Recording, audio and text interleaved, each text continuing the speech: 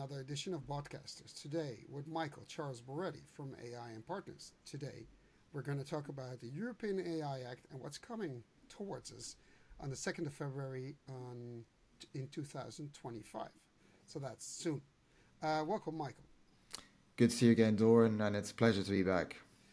Well, we have thank you for coming, but we have a serious subject, and the thing is, a lot of companies are not aware that this is happening and the scale of this.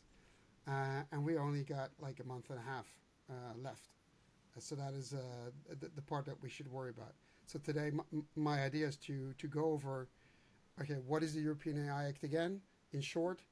Then what is AI according to the law? Because there's so many definitions around. And then lastly, the biggest part, we're going to talk about what it is on 2nd of February you cannot do anymore or you need to be aware of. Is that cool with you? Sounds good. Okay, so please take it away. What is the European AI Act in short? So the EU AI Act is the world's first comprehensive law on AI systems. And what it does is it's a risk-based approach and technology-neutral approach to the regulation of AI. So it affects anyone using, supplying or developing an AI system operating or with a presence in the EU. And what it's intended to do is to make sure any products used or placed or otherwise interacted with on the market are safe, secure and trustworthy. That is clear. And now, what is AI? So AI under the legal definition, so the legislation differentiates between the legal and academic. The academic is AI as we know it, so everything's from LLMs, models, machine learning, whatever. Whereas the legal definition, i.e. what's covered, is everything that is automated decision making based on data. So any AI system, any model, any algorithm, or any prompt is capable of falling within or is considered an AI system under the EU AI Act. So let's take a few examples of probably companies are not aware of or not fully aware of that these are actually that they fall under the European AI Act. And one of the things I think of, look at the insurance industry, calculating a premium for an insurance, home insurance or car insurance based on zip code. That is an algorithm. Yes, it's undertaking automated decision making based on data, which the outcome of that could, from the legislation's point, have an impact on the individual. So there is a bias in it. Yes, an inherent exactly. bias. Exactly. So that's one thing. So if you're an insurance company, what do you need to do with that algorithm?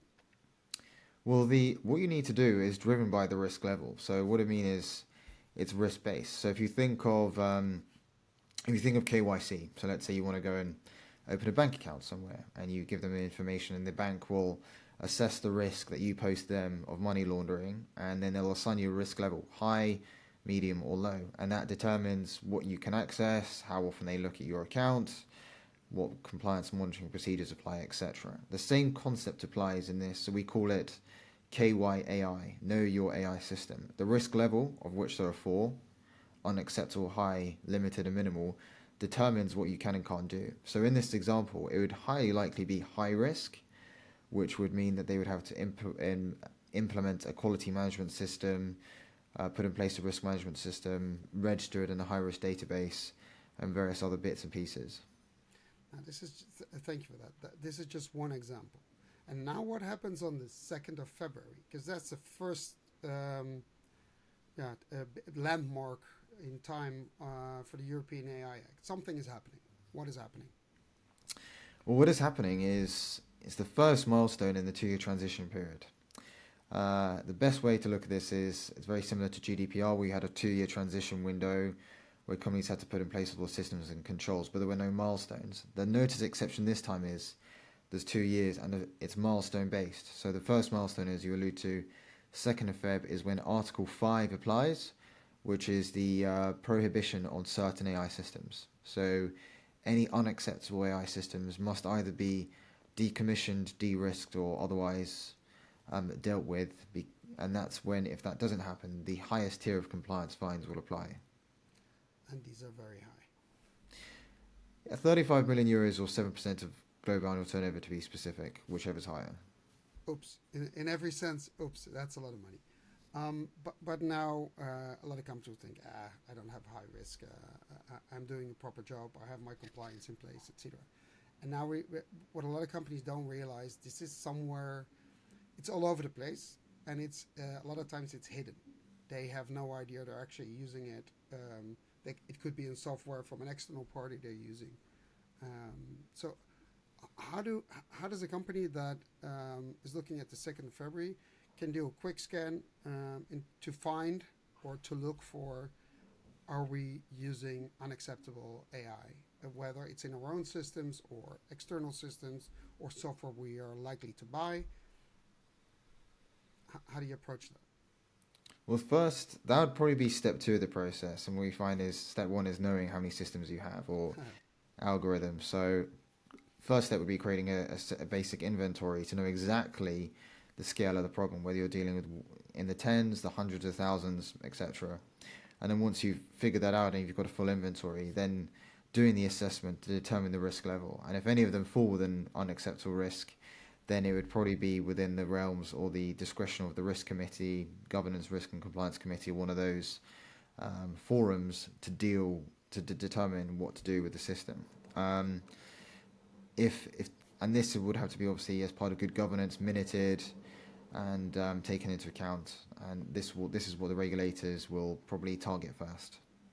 So let's go over all the unacceptable AI, as they call it in the law, that are prohibited or need to be decommissioned or what have you on the 2nd of February or before. So let's go over them step by step and try to give examples for what it would be in a company, like how they would find it.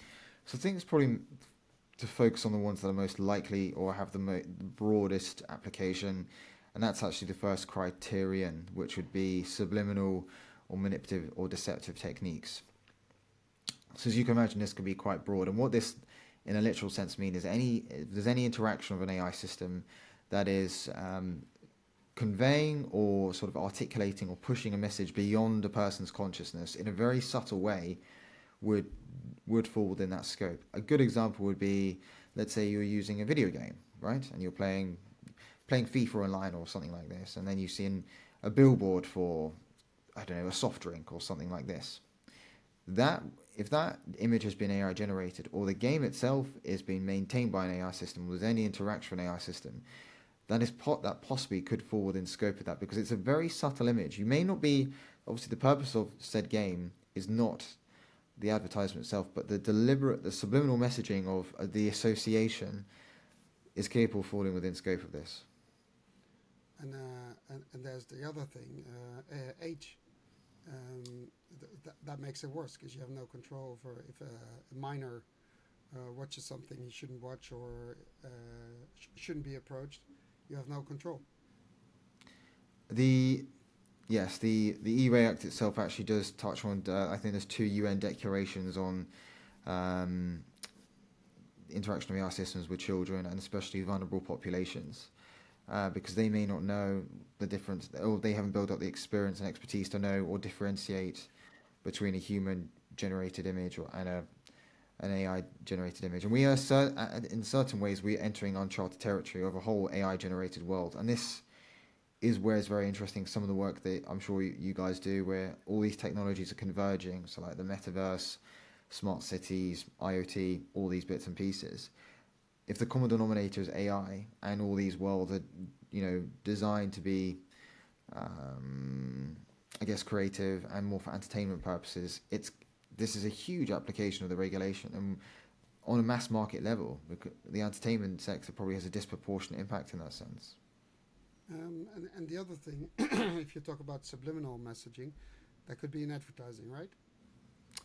It's most likely to be on those, because the subliminal messaging is take for example, if you have Christmas advertisements and certain things are promoted, subconsciously you may associate the drink with Christmas, and if you associate Christmas with good times, family, connection, and all these bits and pieces, it's a very subtle way of saying product X leads to emotion Y, I like emotion Y, therefore it's logical to get project X. So it's this very subtle subliminal messaging that could potentially catch a lot of people out. But as I understand, a lot of the um, to be to give you an idea of how seriously people considering this. A month ago, I was at a senior leadership meeting with Media Space Global, which is a convenes global experts from the media space. And when I mentioned this to them, there was almost a penny drop moment where people recognized, oh my goodness, actually this could impact a lot of day-to-day business, and how the very concept, the very act of advertisement, one could argue is very much embedded in the notion of subliminal messaging, Yeah, but that's because applied psychology. It's a yeah, that's what it is. How do I plant a message in your head and connect product or a sentiment, connect them to each other, that every time you see the product, you get, oh, that gives me a happy feeling. That is, I mean, that is advertising nowadays. So let's continue on the following. We were saying that the high risk in advertising, it might be happening. So we were talking about how companies should or could check on that, and take measures or put measures in place to not do it. But one of the questions I have is you said, okay, compliance officers should check that. To my knowledge, most compliance officers have absolutely no knowledge or active knowledge about subliminal advertising or subliminal messaging. Um, they don't have the knowledge, they don't have the capabilities, they don't have the technology to do that. I wouldn't even be surprised if the government doesn't even have that. The bodies that have to check on that. So how does that work? So how does a company, should they, for instance, say to their advertising agencies, like, listen, we cannot have any subliminal advertising anymore, or things in our whatever we bring out or give to the public, something like that, and then make them liable if it happens? I suspect that would probably be the case. Yeah, I mean, first and foremost, they'll have to say anything that is any algorithm, system model that it falls within scope of Article 5. Then yeah, they would have to decommission that, and strongly recommend them doing so. Some EU member states have actually announced authorities for the EU Act already. So I believe Greece have done that, and Croatia did it last week. Okay. So expect that to continue. And secondly, the 2nd of February deadline, which we discussed, all coincides with the deadline for AI literacy. So AI literacy applies to having the relevant knowledge, skill, experience, and expertise of an AI system, but from a technical aspect, but also from a non-technical aspect of knowing what an AI system is, what the use cases are, and how it interacts with an end user. So what And companies can do, whether they do it in-house or third parties or a combination of both, is know exactly what an AI system is, know exactly different types, and be able to deal with it. So the using an excuse or a reason that we didn't know what it is, we don't know what subliminal techniques are, or won't from the 2nd of February won't be a defensible position. but that's what AI is according to the EU law, not according to the theoretical or academical description. Yeah, there's a legal and academic definition, but we're going by what what the law stipulates, and what companies have to do to comply with it. And that's what the work of, I guess, AI Partners is doing, to try and make sure people understand it and help them with that. But the legislative requirements of what companies are subject to. So whilst, as you probably know, various different perspectives on this, academic and otherwise, in the eyes of the law, it may not necessarily, from a rules prescriptive base, which EU legislation tends to be, would that's how it would apply. Um, um, Thank you. And if we look at other high risk or forbidden, per the 2nd of February, forbidden things, what else should a company look for? I would say anything that is capable of. There are other examples from Article 5, but I'd say anything that borders on severe violations of an individual's health, safety, and fundamental rights. And if there is any, I guess, any chance of it doing so, being on the safe side and just not doing it, or having really, really strong, tough safeguards in place. For example, we know that Sora was launched this week by OpenAI, and they've turned off certain access in EU markets because they don't want to face the regulatory scrutiny from there. So if you do the same concept or same market rollout for a subliminal AI system or anything on Article 5, having those safeguards in place will just protect you in the long term. Either way, you will get asked. Yeah, well, let's go over the list of what it says in Article 5 of the European AI Act. The systems that you, as per the 2nd of February, that you should decommission or make sure they are according within the boundaries of the law is manipulative or deceptive techniques. That's what we just talked about. Yes. Exploitation of vulnerabilities. What the hell is that? So that could be, for example, if you're partially sighted, and that could be perceived as a vulnerability, and companies are trying to again push a product to you that you may not be able to see, and they take advantage of the fact that you may not read all the terms and conditions, and they don't disclose to you verbally or orally, or from an audio perspective, that what it is, and they just say here's the standard terms which applies to everyone. That could be an exploitation, because they So, may expect you to be able to read all the text. okay, but here's the thing: we know that a lot of people are not as literate as we would like them to be, or are able to read properly. Um, now, or speak different languages. Now we know if you go online, you order something in a web shop in, I don't know, as a German, you would order something in a web shop in France, and you have maybe a Google translation of whatever is on there. They don't read the terms and conditions because it's too much, too complex, etc., etc. I mean, they're never written in simple language. Um, so let's say that someone is not as literate as the average person, maybe almost illiterate. They see a nice video of a product, blah blah blah blah. And then they hit yes, buy, and do whatever they do. They buy it, and it turns out it's wrong. Would that be an exploitation of a vulnerability? So it's cross border, but would that be someone who's a bit illiterate? I would say it'd be a potential exploitation if they hadn't been informed they're interacting with an AI system and hadn't been given the same chance or the same information as a level playing field that others would be. Yeah, you could that could be perceived as an exploitation. Again, the the definitions of the term exploitation and vulnerable, as I understand it, aren't defined in Article 3. So this is where potential legal action and legal case will arise. But for everyday person, let's say mass market use cases, you would expect people to be able to ingest the information orally, visually, or otherwise. And thinking outside the box here, maybe there's a big movement towards neurodivergency and being able to cater for people with different learning styles and interacting.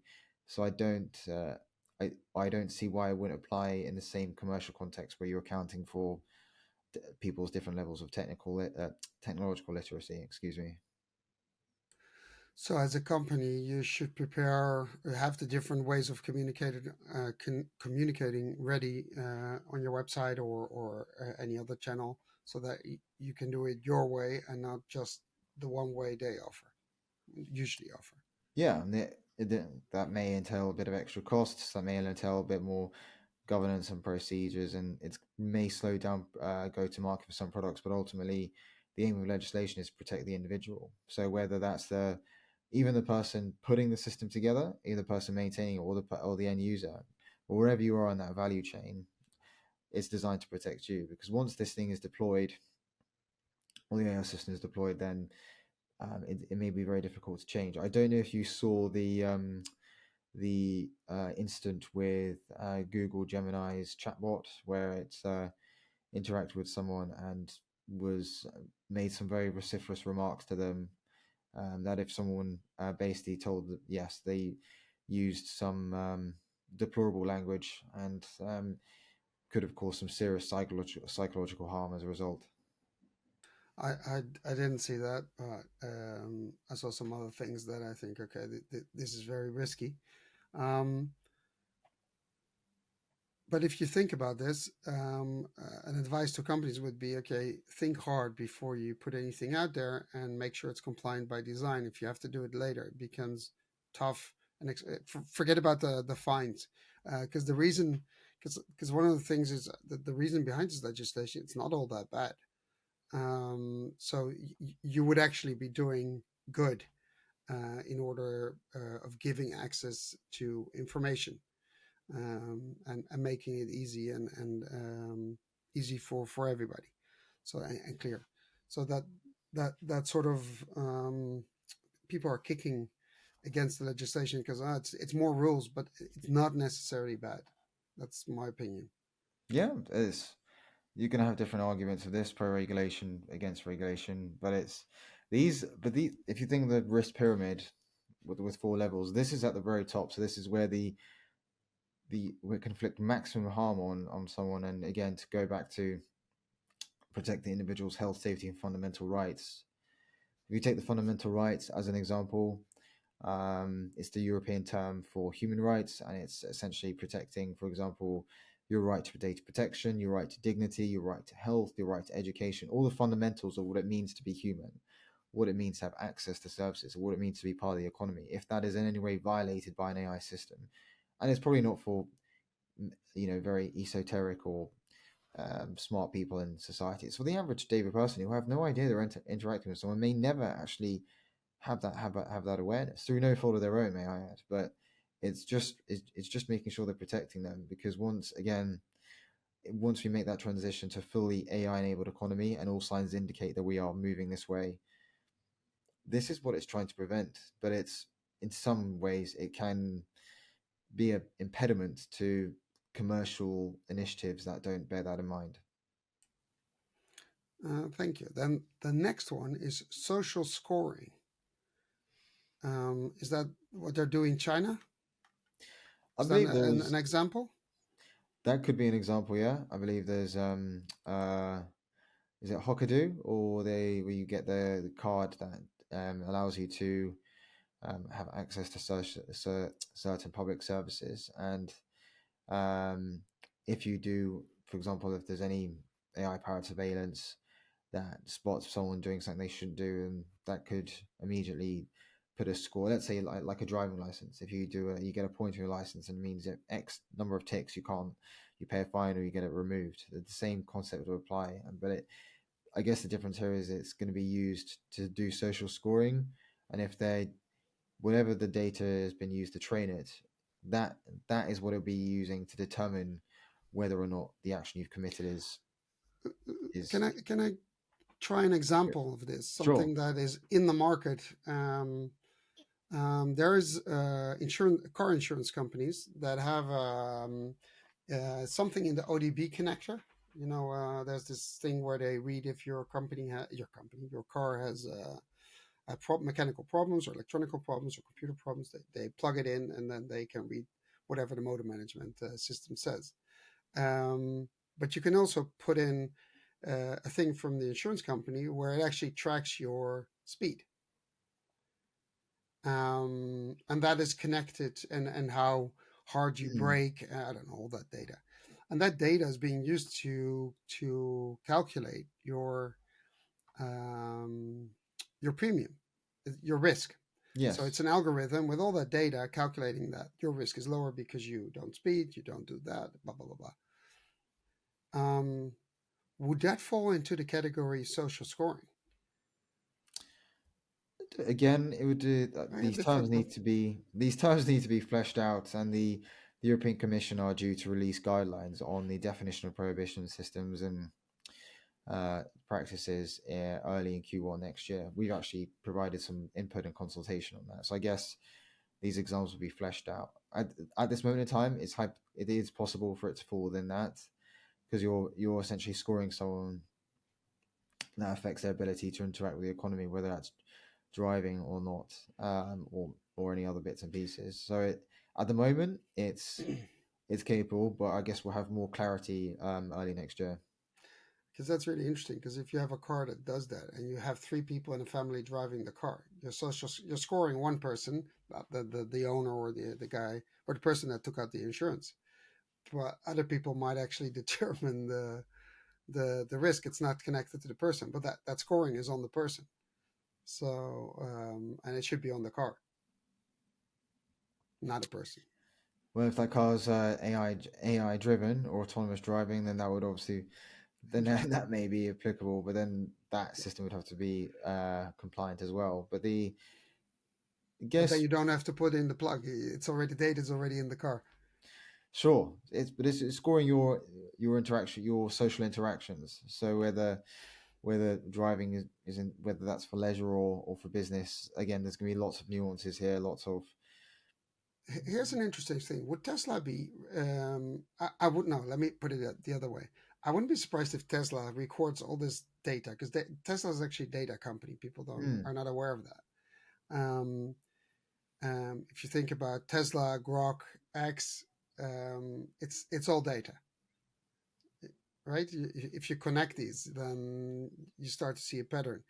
Um, but if you go back, if you have that data, um, um, would Tesla be in violation because they're collecting all this data and they might have a rating of the type of drivers and use that to train their autonomous driving model? Is depends what that the data is being used for, though, doesn't it? I mean, Yeah, if but would it they're fall on the social scoring? Because you might get, oh, reckless driver. I don't know if they have that, but I could imagine they have certain categories of drivers where they see, okay, the safety systems have to do something because this driver is either falling asleep or change lanes or you know what I mean with the moving between the lanes, braking hard instead of soft or late, stuff like that. And I would imagine that data could give a score. uh, interesting point. I think a lot of I just companies are data companies, right? And everyone's going to have their own metrics and collecting data, but it depends who's using that data. If they're just collecting for their proprietary purposes and it doesn't affect a person's access to public services or stuff like that, then it could it could possibly fall out because it's just in Tesla's database and it doesn't affect anything other than the provision of their products or services. well, I don't know. I need to check this. But if Tesla has their own car insurance, and they use the data to calculate insurance premium, which wouldn't surprise me because they're very good at predicting. Then what? Well, this is Uncharted territory. it's uncharted territory, but because they're quite systemic and they're a big player, then you again it depends how materiality because that Tesla's obviously a very example of one end of the spectrum, but you could use it on the other end. You could say, let's say, news agents is collecting data on you, and you walk in, and they could deny you access. You know, they could provide their own, I guess, products and services or forms of, I don't know, forms of insurance, etc., and it may not apply there. So again, it depends on what is meant and the intention behind social scoring, what products or services and accessibility they mean by that, and then rolling out. But it's a very interesting question you ask. Yeah, I don't have the answer, but we might want to look into the terms and conditions of use of a Tesla car. I'm pretty sure there is something because you're sharing data. Yes, and that's what who relies on that data as well. So it's Hmm. data aggregators. If you look at financial markets, for example, anyone you have indexes put together where people put data in, and then that is used to reference financial instruments or provide indications of the health of the economy, stuff like that. Yeah, if you have all these interconnected parts or infrastructure layers of the ecosystem, sure. If it's an isolated case, it could be quite tenuous at best. Yeah, if it's systemic, it's a different story. Exactly. Okay, we go to the next one: facial recognition and biometric data exploitation. So what falls under that? Because there's a lot of if I use a phone or iPhone, let's say you have a company, you give your staff an iPhone, and they use facial recognition to open the phone. Um, well, does anybody know where that data goes, and does that fall under this? Will there be any involving biometric identification? So Yes. fingerprint as well.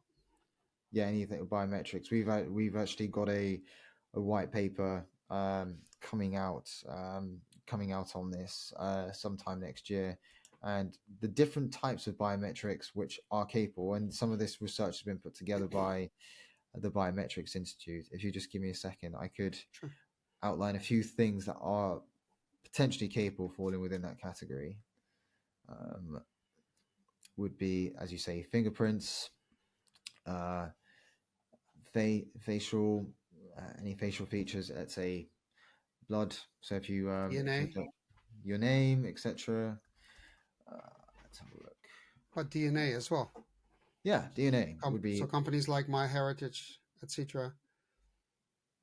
Yeah, so if you're using it, if they're using an AI system to, see where your Doran or your ancestors come from, yeah, sure, that would potentially be within scope. My sister actually did that to see where the Borelli heritage came from, and if she I did it used too. it, yeah, it's that is capable of falling within scope. So if I just say, here, so DNA is actually the first one on the list from the Biometrics Institute. So you're spot on. We've got, so DNA is eyes, and that includes the iris, the retina, the scleral vein, your face, finger geometry, fingerprint, gait, hand geometry, heartbeat, keystrokes, odor, signatures, vascular vein, and your voice. Hmm. That is interesting voice because we put a lot out there on YouTube. So if you use, for example, a phone or something like that, and you use your voice to access it, let's say, good example, let's say Siri, play your music when you get home from phone. If that, and if the AI system is used to pick it up and orchestrate and operate that, because the voice would be the input, the algorithm would recognize, and the output would be playing a song. That could potentially also fall in scope as well, because it would cover automated decision making based on data. So the use cases for this are quite extraordinary if you think of biometric identification, because how else can you recognize someone? To use the great example that you gave before we started the discussion, accessing a game, accessing the metaverse. If a parent buys a video game and maybe the child isn't the right age for it, and they use their face to do it, and then they pass the iPad to their child, hey, it's Christmas, etc., whatever, do it. That could possibly fall within the scope of that as well. But if it falls on the scope, then that makes it illegal, or It would be prohibited, but there are biometric identification is either high risk or unacceptable. So um, I the lowest common denominator would be high. So if it is not unacceptable, it would be high risk. So we very strongly recommend companies just to de-risk it and to make sure that their use and the deployment of it doesn't fall within the realms of what the prohibited biometric identification is. But this will probably be made clearer when the Commission releases guidelines next year. so in your opinion, if a company gives out iPhones or any other phone with facial recognition, just as an example, um, d- does that fall under this? And then, okay, this should be prohibited. You're not. You should use an access code or something else, or a geometric thing where you have on the iPhone or other phones.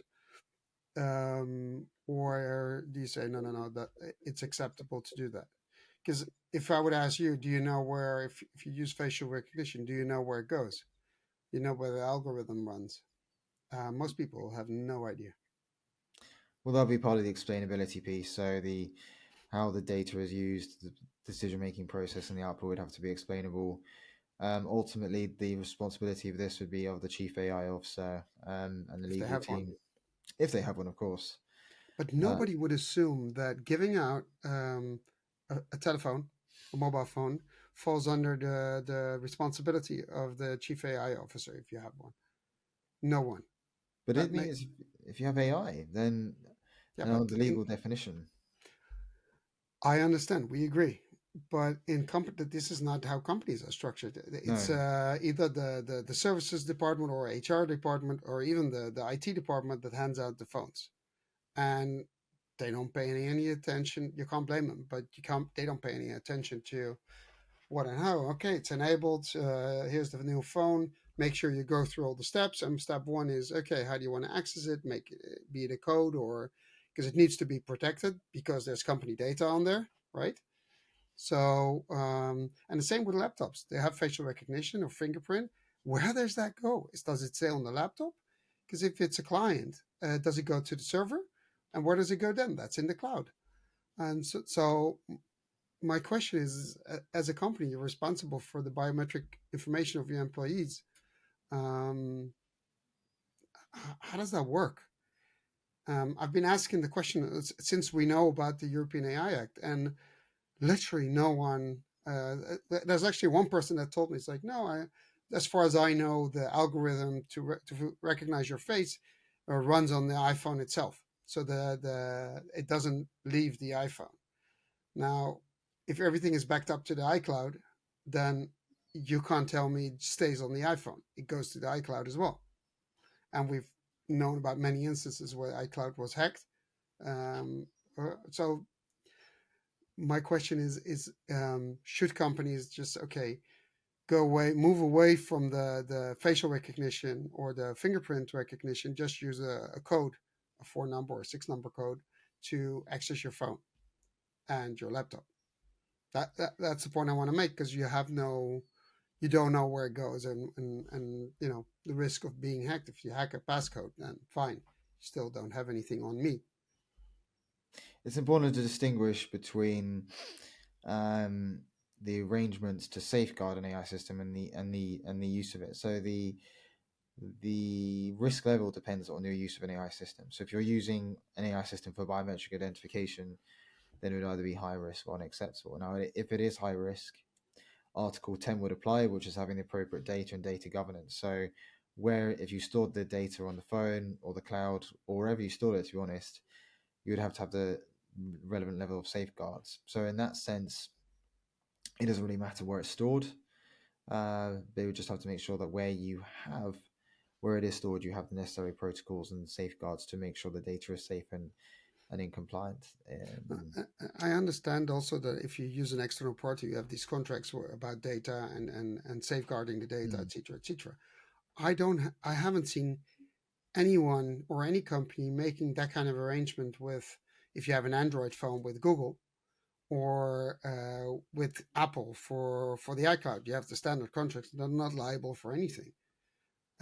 So, in that sense, then according to this legislation, using facial recognition or fingerprint and not having it settled with iCloud or Google or Apple or Google, then you're not following the law because you can't safeguard it if it's being backed up. Having the safeguards in place is going to be I'm the being a minimum nuisance, I know.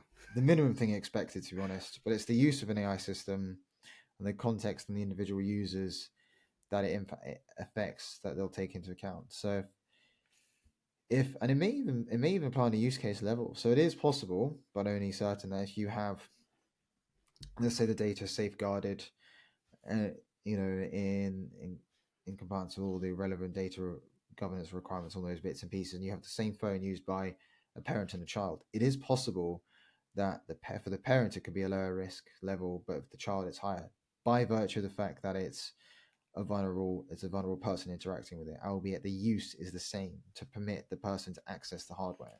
Wow, that is I can imagine that for an iPad that you get Exactly. access to different programs. Oh wow, or tablet, what have you. Oh, this is interesting. That's actually complicates things. It's context, it's the use, but that's where, aside generally, if you look at the AI regulation as a whole, if you have, let's say, general purpose AI or Gen AI as the nomenclature has evolved, if you have a chatbot or let's say ChatGPT used in customer services is very likely to be low risk. Whereas if you use it in HR, it's very likely to be high risk because you're dealing with sensitive data and employment and people's livelihoods in that sense. Whereas customer service could just be triaging very rudimentary and elementary service requests and those bits and pieces. So it's the context and the use of one system in across multiple people that is where this thing amplifies. And it's like a it trickles down, every level goes down, it duplicates. But that makes it so much more complicated for companies because they have to look at it use case by use case. First of all, they need to have the Yes, inventory and see what's running on our systems or external systems, and then they have to look at the use cases. What are we actually doing with it, and when, and with whom? exactly. And the Oh, every use case and then every person using that use case. So if you have one use case for a manager at 5 employees, that's 6. So and then if you have another use case for those same, it would be 12, so on and so forth. So you may see companies having the resources to be so granular and having the ability to restrict it, or they just take a blanket policy, as we've probably seen at the moment. Either you can't use it or use it under these circumstances because otherwise it could be unmanageable. I didn't realize I knew it was complicated, but I didn't realize it was so complicated. Um, okay, so there's another one, and I think it's used less but as complicated. It's emotion recognition in work or education. Now, you got to explain that one to me. So again, the terms need to be defined. But if they're saying in a work context, if they're using it to detect if you're sad, happy, or if any other indication of your emotion, and they use that to, let's say, determine access to employment benefits, or use it to for Approach performance you. appraisals, say, okay, you had a bad attitude at work today, or you were nasty to one of your colleagues, or you didn't this customer, you didn't maintain this level of positivity on a client call, and But yeah, can I? Because there's a lot of companies nowadays recording conversations with clients or between employees, but as in online meetings, and then going from speech to text, and then analyzing the text with AI, as in what emotions and for training purposes. But that could also be used for feedback purposes or evaluation. So would that be applicable? Would that fall into that category? So, which seems quite innocent. We're doing this and to enhance you, blah blah blah blah. But at the same time, if the manager says, well, in 80% of your client conversation, you had a negative attitude, something like that. it's the use of the AI system. That So is the use of AI so system. if they're using it to detect the emotion for that purpose, then it's likely it would fall within the scope of that. So in the same way that for GDPR you had to explicitly or expressly state the purpose of processing, what it's going to be used for, the same concept applies here. So you'd have to say, what is this AI system used for? Why is it being deployed? Who's it being used for? How's the data? How's it going to be monitored? And why is it being used in this case? If you're expressly using an AI system to detect the emotions of voice recording, to monitor employees' performance or otherwise affect their professional status at work, sure, it's possibly capable of falling within that. But you could do that based on the text, not even the video recording, but just based on the text and the words used or the sentences. Sure, Um, and mm, there's a real risk of if the data isn't, let's say, as representative or as diverse as you want it to be, things can be taken out of context because a lot of, as you probably know, being a prominent podcaster as you are, the conversations are fluid. Things are You have the cultural aspects, you have the relationship aspects, and you build these things up over time. Whereas if you're just looking at something very black and white based on binary outcomes, you're going to miss those nuances that are very much the essence of human interaction. yeah, and especially if you have that on record and you can use AI systems to look for something specific, which you otherwise would have never detected. That it could also be used for bad. as in, okay, I want to get rid of that person. Let me go through all the conversations of that person to see if I can detect X, Y, Z.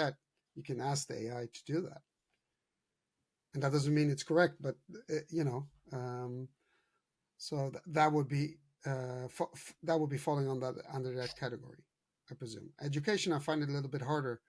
Although, if you're training doctors, for instance, I can imagine you could use it in training conversations with fake patients, but they train conversations with patients, especially the hard ones.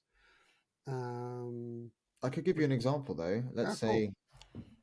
Let's say you're in a class, you're in a classroom of 30 children. The teacher knows the optimum conditions for teaching. I'm not a not an expert in the education field, but let's say, and they know the optimal conditions, everyone has to be happy. And if there's one person who's sad, and that creates a bad culture or a toxic environment for the other students and affects the learning, the ability to learn. And they used an AI to monitor the emotion levels of children in the classroom. That would be capable of that. So you could say if there's 10 children and one of them's misbehaving, or you could sense that they'd come in and something had happened at home or on the way to school or something, and they weren't in the right mindset. Yeah, and you're recognizing their emotion by facial expressions or otherwise, then it's likely of it also falling within scope of that. Um, I'm not as I haven't seen that in or heard about it in classrooms here, but I can imagine if you teach online, and especially in COVID time where everybody had to put their camera on, et cetera, to see if they were actually there. There I can, if you're actually focused on the conversation or on the lecture, that I could imagine that it would be used, and you get like a warning. It's like focus, or the teacher gets a message. The one is not, you know, he's doing something else, is on his phone or whatever. He's not focused on the lecture. Um, I I could imagine that to happen, and that could be an example, I presume. Sure, but the even More in the class, realistic than in the classroom. In Europe, I wouldn't imagine that happening. well, a lot of private schools are using technology Seriously. to interact with children, even in physical interactions. It's almost like a hybrid in person combination. For example, a family member of mine actually had that experience when they were at school, Wow. and the teacher's responsibility is to maintain an orderly environment, so the optimal conditions are ensued. So if someone is misbehaving, they go, okay, stop misbehaving, and they're being able to recognize it. And obviously the complexity of human emotion, if they're not just shouting and screaming, but they're very otherwise subtle cues, and an AI is capable of spotting that, and the teacher's not, because the teacher's busy actually delivering the material, then yeah, that I know we're going to bit of a I guess drilling in deep in this one, but it's just to, I guess, show you what is capable. Whether or not that there are practical use cases on the market, we'll have to wait and see. Yeah, I'm just trying to. I'm also shocked at the same time to because there's stuff you don't realize that is actually happening or has happened, would fall under this category. And I think a lot of people and companies and maybe educational institutes have no idea. And the last one is real time remote biometric identification. So that one you need to help me.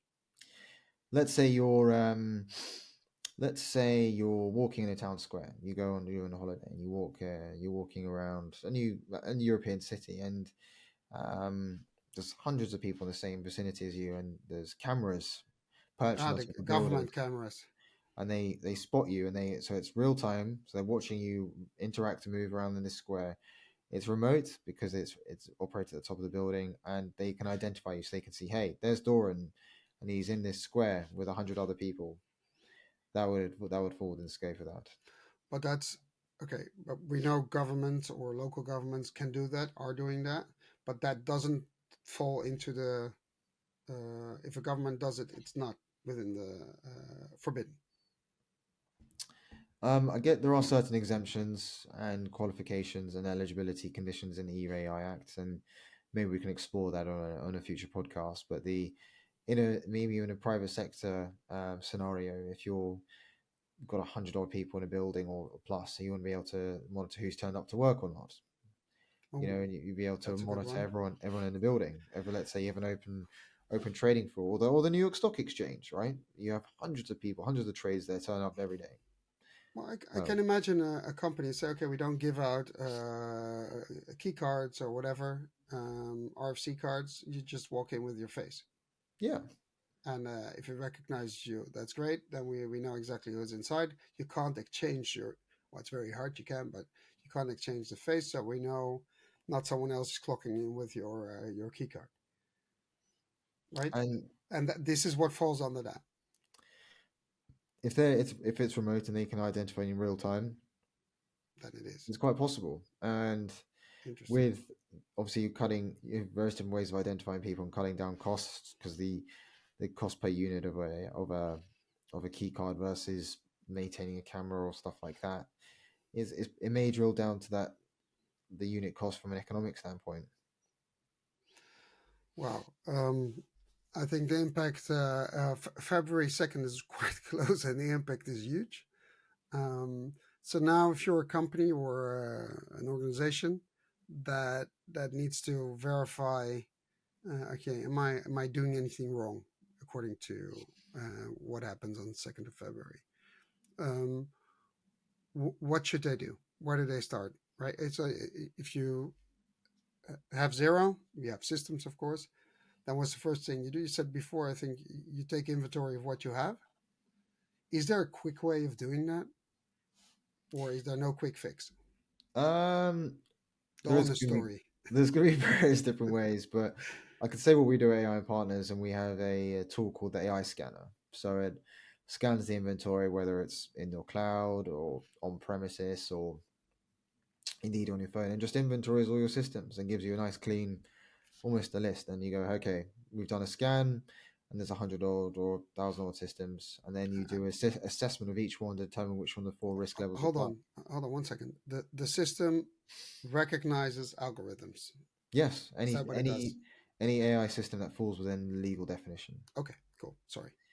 And the best way to think about this, because it's always best to give examples of real life products at the moment, or to give an analogous comparison. Let's say you have an antivirus software. You run it and you say, "Hey, I need to check if my computer's my weekly check or something like this." You do a check and it says, "Hey, we're clean," or you have you have two viruses. What do you want to do with them? And then you do an assessment and remediate the thing. Albeit the same concept applies in the opposite way, because you want to find out how many systems you have, because it's not a question of if we know the adoption's there. It's a question of how big, how exposed are we, and then once you have that list of all the systems, do the assessment, find out which ones are unacceptable, and then put that to the governance, risk, or compliance committees, whatever governance structures you have, and let the professionals take an informed decision. And now the understanding how many professionals in the field have acquired the knowledge needed to do this. Difficult to quantify, but we know that AI governance is growing. I think Gartner recognized as the of the top 10 strategic trends globally in 2025. We know it's number two, so we Wow. know that it is, yeah, it's significant. We know that the upskilling on AI governance is going to be mission critical for companies. So they'll either be getting in-house expertise, training people up, setting up academies, center of excellence, getting consultants in, you name it. There's so many different ways to tackle this problem, but the same problem is knowing what AI systems are, knowing how to find them, how to risk assess them, and dealing with them. But having podcasts and having forums like the one from Botcasters, and with you spreading the message, is critical. Thanks for that. That's how do you manage your external systems? Because there's on your own servers or cloud. That's what you can access. But if you have external partners, what do you do? Go to Who's them. SaaS solutions?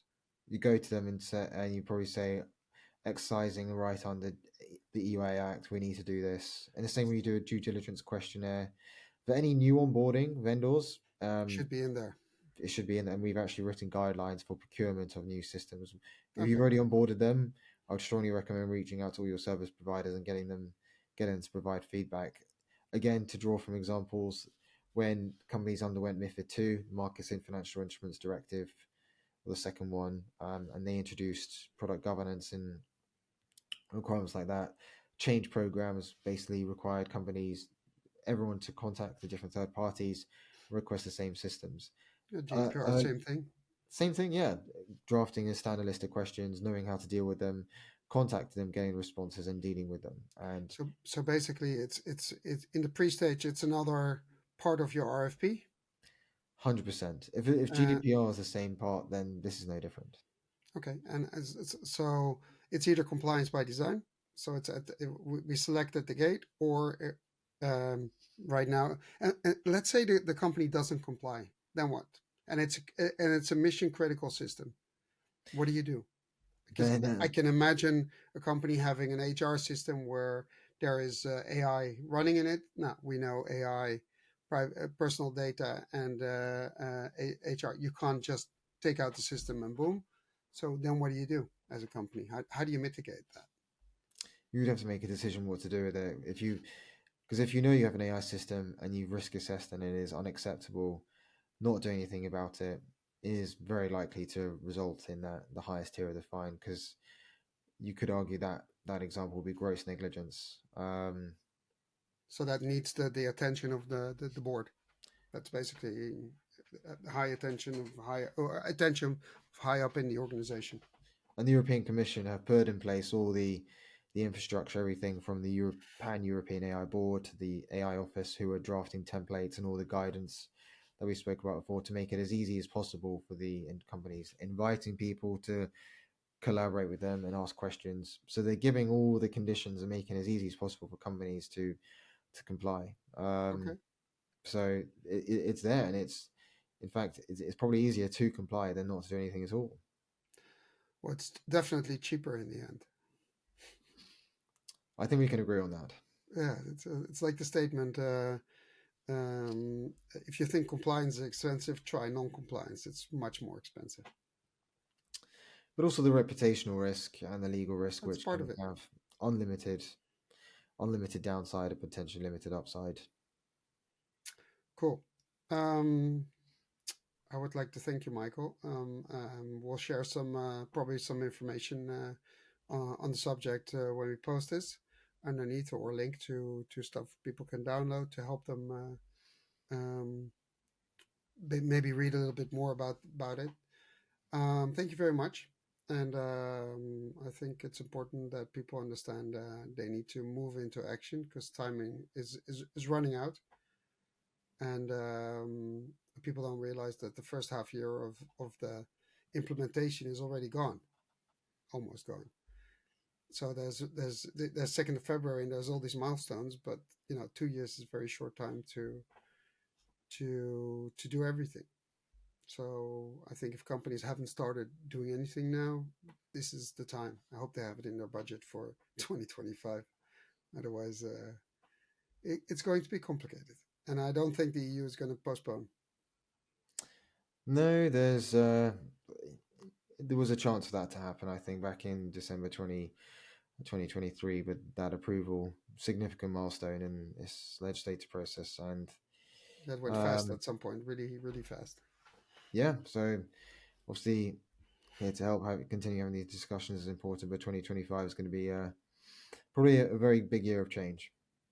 Cool. I'm looking forward to it. I think we're going to be surprised by a lot of things, and also by interpretations and maybe lawsuits. But we'll see what happens. Indeed, and thank you so much for having us on again. No, thank you for sharing the information and the knowledge. It's important we get it out there. Take care. Thank you.